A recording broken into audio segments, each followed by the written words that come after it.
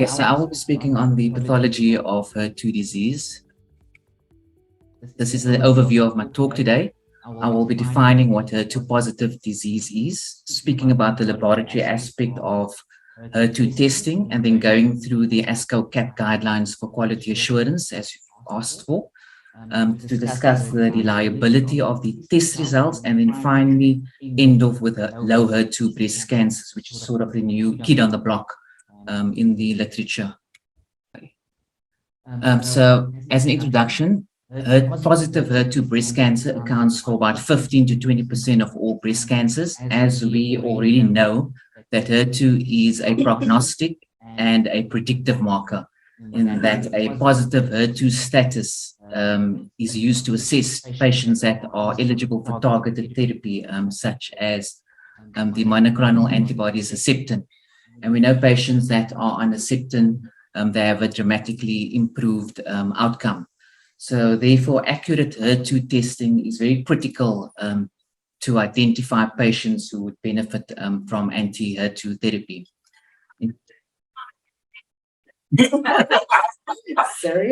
It's also become more important now with the additional TKIs that are available and the new ADCs that's available in the metastatic setting. Recent studies have demonstrated significant clinical benefit from these new novel anti-drugs, from these new novel chemotherapeutic drugs called ADCs, antibody drug conjugates, and I'll explain that a bit later in the talk. And this has become important in the diagnosis of HER2-low breast cancers, and I will define HER2-low breast cancers right at the end of the talk, which is becoming now more important as we progressing. So how is HER2 positive status? How do we actually determine what is positive? The gold standard for diagnosing HER2 is basically by immunohistochemistry or FISH. That's the gold standard. Those are the only two clinical validated tests that we can use at the moment. There are other tests available, but according to the literature, only immunohistochemistry and in situ hybridization is regarded as the gold standard. The HER2 status determination has been thoroughly documented, and there are guidelines available that we use, which is called the ASCO or the CAP guidelines. And that has first appeared in 2007, and then there was an update in 2013, and now recently we have a focus update in 2018, which basically deals with the equivocal or borderline groups of immunohistochemistry and in situ hybridization. And I'm going to go through that now in the next few slides. There's basically an excellent concordance between immunohistochemistry and in situ hybridization, and this can be achieved if the recommendations and guidelines are followed. So according to the ASCO definition, a test positivity is defined as immunohistochemistry 3+ or immunohistochemistry 2+ with gene amplification. So that's the definition to bear in mind. That's how we determine a positive result. If patients got amplification, that patient will be eligible for HER2 targeted therapy. Okay, so let's look at how we actually test for a HER2. There are basically two tests, two methodologies that we use. The one is immunohistochemistry and the other one is in situ hybridization. So in situ hybridization looks at the amplification of the gene sort of at the genetic or at the nucleus level. It's not pointing. That's, use the mouse. It's easier to do. It's also much cheaper. FISH testing, on the other hand, it has longer turnaround time and it's also more expensive. But according to the guidelines, you first start off with your immunohistochemistry. And the way in which we evaluate the immunohistochemistry is that we look at the degree and at the intensity of the membranous staining pattern. So we look how intense the staining is. Is it weak? Is it moderate? Or is it quite intense? And your in situ hybridization uses a DNA probe to look for the gene amplification. So I'm going to go through in the next few slides just to show you the scoring system of immunohistochemistry, which is scored as 0, 1, 2, and 3+. What is negative and what is positive, and what we look for in the laboratory. So the first category is 0. That's the easiest one to diagnose. This is a breast carcinoma. It's a ductal carcinoma, and there's no staining, or there's very barely faintable or barely perceptible staining, and that's regarded as 0, which is negative. So that's quite easy to diagnose. I think most people can do that.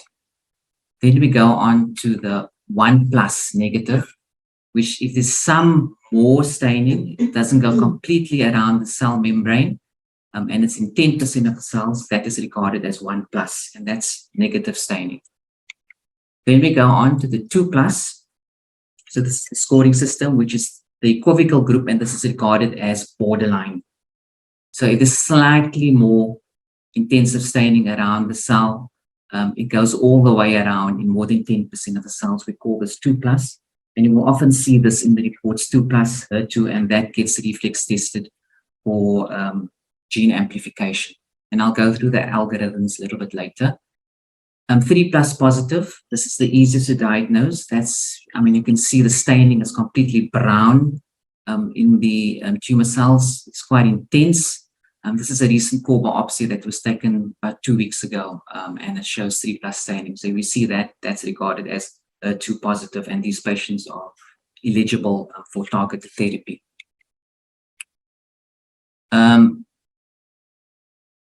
So breast has come a long way and has been the leader in Q&A, in developing algorithms compared to lung and GIT. These CAP guidelines that we use in detail specifies how we should handle the specimens, what are the assay inclusions, what are the reporting criteria. It defines what is positive, equivocal, and negative values, and it also provides us validated protocols which we should use for HER2 testing. Laboratories should have a 95% confidence with an already validated test. So just in summary, this is what we see on immunohistochemistry. This is the 4 grades that we've got. So immunohistochemistry 0, it's negative. 1+ is a negative test. 3+ is a positive test, and 2+ is equivocal. So this group over here is quite important because about 25% of the immunohistochemistry 2+ will show gene amplification by FISH, and they will be eligible for targeted therapy. So we need to go further to proceed further testing on the IHC 2+ group.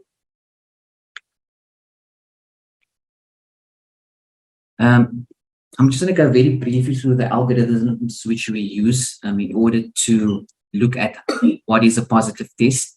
So if we perform immunohistochemistry and the result comes back 3+ positive, that is regarded as positive and no further testing is required. If it's 1+ or 0, it's negative. If we have 2+, it's regarded as equivocal, and further testing is required to proceed to gene amplification, because approximately 20% of these cases will be positive by FISH. And we might actually miss some of these cases. Just look further at the scoring system. So if you have a score of 2+, this is the borderline category. It's also known as equivocal. If you have a score of 2+, we proceed to in situ hybridization. You often see this in the reports, that there are 2 values given in the reports for FISH. The one is the HER2 copy number. So HER2 copy number of greater than 6 signals, that is regarded as positive, and the HER2 CEP17 ratio of greater than 2 is regarded as positive. Anything below that, less than 4 copy numbers and a ratio less than 2 is regarded as negative, so they will not have amplification. Anything in between the 2 is regarded as borderline. So as all things in medicine, there's always this borderline category where you're not sure exactly where to place it, and then further testing is required. And approximately 5% of our laboratory tests will actually fall into this borderline category on in situ hybridization.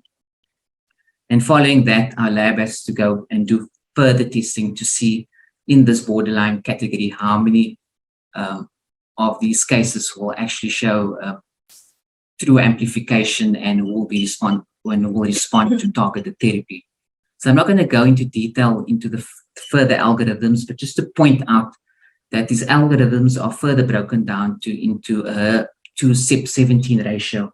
And these are often included in the laboratory reports, that what is positive and what is negative. So basically the ASCO guidelines of 2018 has gone into detail into the 5 different groups of the HER2 ratios, defining what further workup is required. And I'm not going to go into that for the purposes of this talk. So HER2 is located on chromosome 17, the long arm of chromosome 17. It's a red signal or orange signal, as you can see on the slide. And then there is a stable point sort of in the middle of the chromosome known as CYP17. So when there is positive HER2 amplification, there's usually increased signals of the HER2, and that would be reflected in the tumor cell on the right. You can see all these increased signals. These are increased HER2 signals characterized by this red fluorescence that the tumor cell gives off. A normal cell would have 2 signals of each because they are basically 2 chromosomes. So why the ratio is actually important is that from past or previous studies, they've seen that patients that have had HER2 increased signals of more than 6 have not responded to Herceptin. And the reason for that is that when they actually went back and looked at these cases, they actually found out that the ratio was actually less than 2. So when I pointed out that the CYP17, that's the numerator and that's the denominator. So these cells actually had increased CYP17 signals. And if you increase your denominator, you can actually see that the ratio will decrease. And the reason for the increased CYP17 signals is that these cells have extra chromosomes, also known as polysomy. So that is one of the reasons why patients may not respond to Herceptin if the ratio is less than 2. So the ASCO goes on further to define what is equivocal results. You may also see in the report something where there's another definition called indeterminate results. That just basically means if technical problems do not allow reporting of a positive, negative, or equivocal result. And there are several reasons for indeterminate results. And usually if the report gets sent out as indeterminate, we probably need to repeat the sample, the test. So it's just jumping. So as all things in medicine or in pathology, there are false positives and false negatives. False positives may result in overtreatment of the patient due to getting unnecessary cytotoxic drugs. False negative result with HER2 testing may result in a patient being denied HER2 therapy. So it's important to know for the pathologists what is a false positive and what is false negative. And therefore, quality assurance and laboratory accreditation becomes very important as these things are all defined in the guidelines. So all of these variables listed on the slide we can control, except one of the variable listed over here, and that's tumor heterogeneity. I'll go through tumor heterogeneity at the end of the slide and explain exactly what it is. So I've just shown you some of the artifacts that can occur with immunohistochemistry. On the top left, figure 37, that is a stereotactic core biopsy taken. And what's actually happened here in this particular case is that the biopsy is crushed, and these are all crushed tumor cells. And there is evident staining of the tumor cells by the immunohistochemistry. So this can result in a false positive test. And this becomes more important now when we have to identify HER2 low breast cancers, not really in the 3+ group. I mean, there are also many other several artifacts which one can get. Here on the bottom left, this is just a desmoplastic tumor. And what is common sometimes in desmoplastic tumors, because the tumor is very fibrous, there's a retraction artifact around the tumor cells. And if you have retraction artifacts, some of the chromogen from the antibody will get deposited into or around these spaces. And this must also result in a false positive test.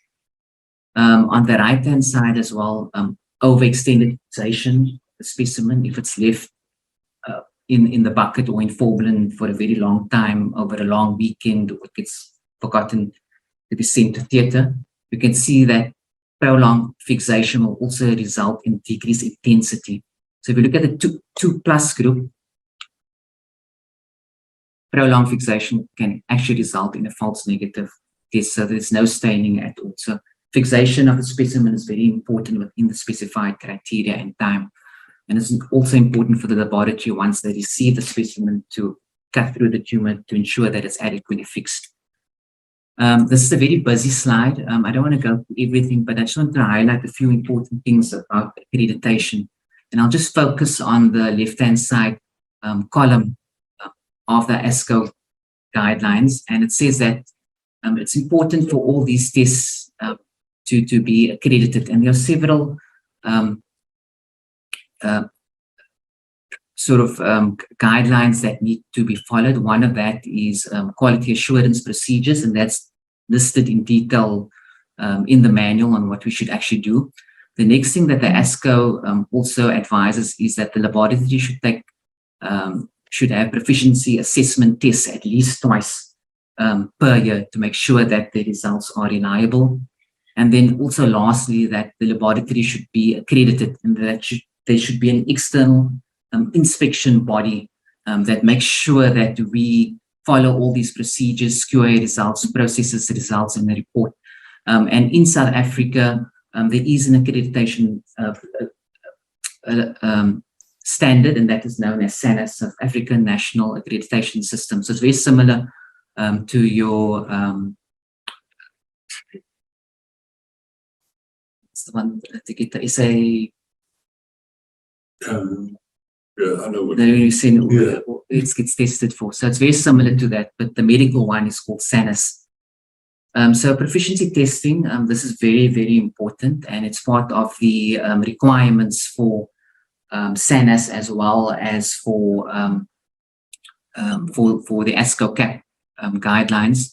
The two proficiency testing centers that are currently or tests that are available is the UK NECWAS from the UK, and then the Nordic QC, which is a test from Denmark. And these are external laboratories which we send our tests to, and these comparisons of results ensure that the results are accurate, reliable, and comparable to wherever they are produced. So this is just an example. So this is an example of what a proficiency test is that we receive, we do 4 tests per year at our laboratory per year, and we receive tissue from the UK NECWAS, and they send us cell lines of 0, 1+, 2+, 3+, 4+, and they put it on a slide for us. We also use our internal laboratory tissue, and we place it on a slide, and we stain it in our automated machines, and we send it back to the lab in the UK NECWAS, and they would basically assess our slides to see if that we are competent and that we are performing a reliable test. And these samples are being assessed by basically 4 assessors, and they give us a score, and the scoring system will say basically if the test is suitable or not. If we conform, if there's a non-conformance, corrective action needs to be taken, and they would often advise what we need to correct in our laboratory, and we need to go back. So this was just a recent test that this is the latest one that came back last week. So the results so far are very good. Yeah, so I mean, if you look at the graph over here, so we quite in the acceptable, excellent range. And I think the dips over here over the last couple of tests that may have been due to load shedding or ESCOM. So just in summary, there are 4 immunohistochemical categories: the negative and the positive. I just want to now briefly go on to the next part, which is the immunohistochemistry 1+, which I think is becoming now more important because of the HER2-low breast cancers. So let's just move on to the 1+ negative group. So prior to HER2-low clinical trials, there was no clinical applicability to reporting immunohistochemistry as 0 or 1+. I think most pathologists, not most, but some pathologists would most likely probably report the negative group as negative in the report and would not specify if it's 0 or 1+, but it's becoming now more important with the new recent low HER2 clinical trials, and it become more important to distinguish this low category. So let's look at the HER2 immunohistochemistry inter-observer variation between pathologists. So this was a very recent study published in the JAMA of February 2020 of this year. And what it looked at, it reviewed 2 years of CAP HER2 proficiency testing results from 1,400 laboratories. So I showed you what proficiency testing looks like in the previous slides. It's very similar. So they reviewed all of these tests over a period of 2 years in 1,400 laboratories. They sent each of these laboratories 80 cores of tissue microarrays, and they had to basically assess this over a 2-year period. The results of the study was summarized into the relative frequency and distribution of each score of 0, 1, plus, 2, plus, and 3 plus. The study defined an inter-rater agreement between labs was defined as having more than 70% agreement. And what the study found at that, when they looked at the scores of 0 or 3 plus, that's the one that doesn't stain, that's the one that stains very intensely positive, they found a 90% or greater concordance. So that was what we expect. But what was surprising was that when they looked at the 0 category or the 1 plus, which is the negative category, and we had to break it further down, the inter-rater agreement was very low. It was less than 70%. It was poor. Another arm of the study also looked at the inter-rater agreement between 18 pathologists reading HER2 immunohistochemistry in 170 cases. So they were sent 170 cases using standard scoring system 1 plus, 2 plus, and 3 plus. The agreement was defined as an agreement on a single core by 17 out of 18 pathologists represented more than 90% agreement as an acceptable value. So what they found from the study was that 17 out of 18 raters agreed on. In the 2 plus, 3 plus category, there was only 58% agreement on 45 of the core biopsies. So it's still pretty high. But when they looked at the negative category, the 0 or the 1 plus, the inter-rater agreement between pathologists is extremely low. It's very low. So what the investigators concluded is that in the study, using a current standard HER2 immunohistochemistry assay, the scoring system for HER2 immunohistochemistry in the low range, that is 0 or 1 plus, was very poor. This inaccuracy in the real world could lead to misassignment of many patients for treatment with trastuzumab deruxtecan. I'm not going to go into the reasons for the disagreement. Okay, so so let's just move on to the very last part on HER2 low breast cancers. So this is the new kid on the block. So there's no formal definition for HER2 low breast cancer that exists. So there's no WHO definition, there's no CAP definition or ASCO definition. And these definitions are all based on the very recent clinical trials over the last year or two.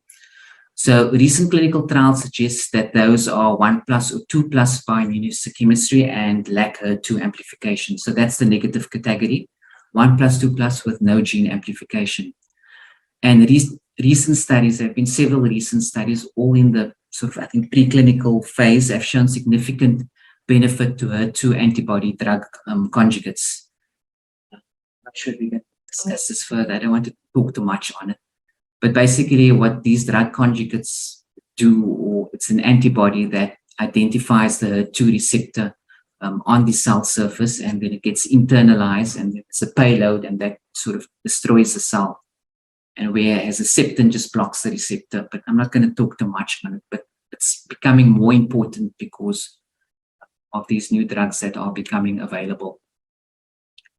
So HER2 low breast cancers accounts, if we look at the spectrum of breast disease, it accounts for now for about 55% of all invasive breast cancers. So HER2 positive will probably be about 15%, your negative category, and now the HER2 low. So it's a very huge, large spectrum. Most of these HER2 low breast cancers would be hormone receptor positive. The remainder would be basal-like subtype.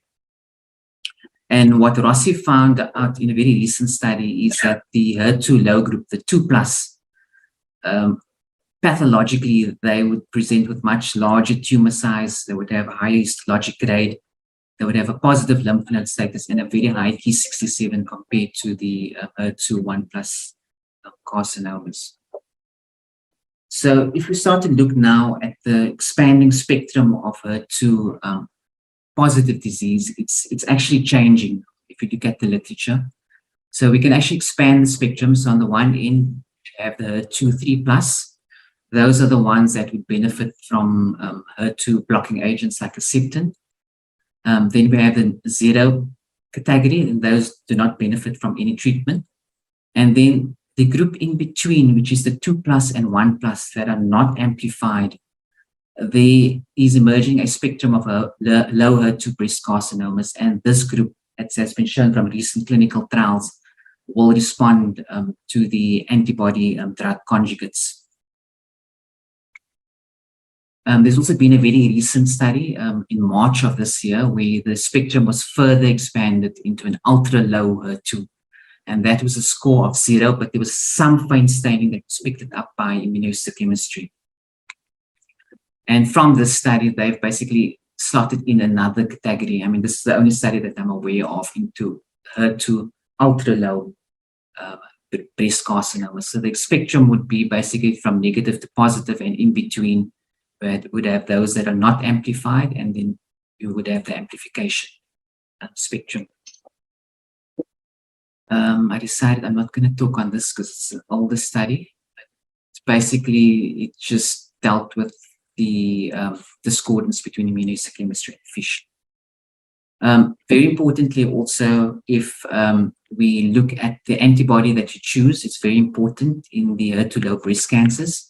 It's an example of the DACO antibody. It's not sensitive enough, so it will not pick up the HER2-low breast cancers. It's an example of the Ventana antibody, and we have the Ventana antibody in our lab, and that would pick up the HER2-low breast cancers. I think this is the second last slide. What is the significance of HER2 intratumoral heterogeneity in HER2-low breast cancer? It's basically the coexistence of multiple tumors cell subpopulations with distinct HER2 status within the same tumor. It can vary between 1% and 50% amongst various studies.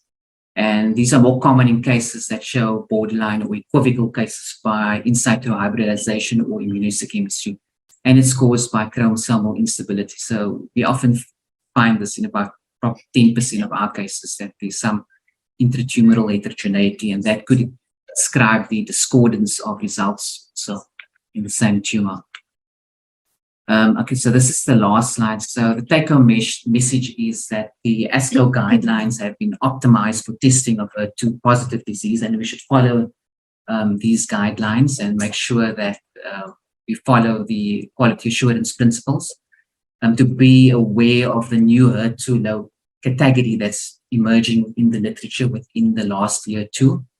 I think it's important for pathologists to start reporting HER2 negative as not 1+, as it may have some clinical significance later on once we have access to these drugs, and it's important for clinical trials. Okay, is that it? That's it. Now, before we open up for questions from the floor, just a comment here. What I see here is that you're looking down the microscope and still counting a lot. Why has this not been mechanized and being taken over by artificial intelligence? Yeah, well, there's lots of, it hasn't been proven that artificial intelligence is actually better. But with artificial intelligence, I suppose, would probably be better with the other biomarker scoring of estrogen receptor and progesterone receptor, where we look at the overall tumor volume and get the percentage. So I think that may have some better significance or benefit compared to HER2, whereas HER2, we're looking at the membranes portion. I suppose some studies have shown benefit while others haven't. It's not that simple to actually use artificial intelligence. There's lots of technical problems to do it. It's not as simple as just doing the test, but we have tried it. It's not really easy. Yeah, that surprises me to a certain extent, because clinical decision making is becoming more and more the realm of AI. And also our non-clinical colleagues, like, for example, in radiology, they're slowly getting out of a job. Yeah. Why not you? I think you still need the human eye. I don't think artificial intelligence will be able to make a diagnosis, but certainly where it will help is in the scoring, and I think we'll be heading towards that. So there is software available, and we're starting to use it, but so it's at the entry point. It's at the entry point. Okay. Are there other questions from the floor? Yes. Thanks for a lovely presentation. I want to find out, sometimes when a patient has immunohistochemistry 3+, or HER2, then we don't always do ISH testing for the patients. We did at a stage, and now we don't always have to, because we need to get authorization, obviously, for the HER2 blockade. When you say patients on immunohistochemistry 2+, and we do the ISH testing, and then you look at the HER2 versus CEP17 ratio, and if that is not high enough, the patients are resistant to HER2 therapies, what you said. Am I right? No, that's necessary. They're not resistant. They won't respond as well. No. Yeah, so some of them did not respond because that was an initial clinical considerations. Yeah. So what I want to know is, if people are HER2 3+ on immunohistochemistry, does that always mean that that ratio will be high enough? Does that kind of make sense? So we don't have to do an ISH for those patients. Yeah, well, the guidelines state that no further testing is required. So it means that means there's amplification. There's no reason for HER2 resistance amongst that part.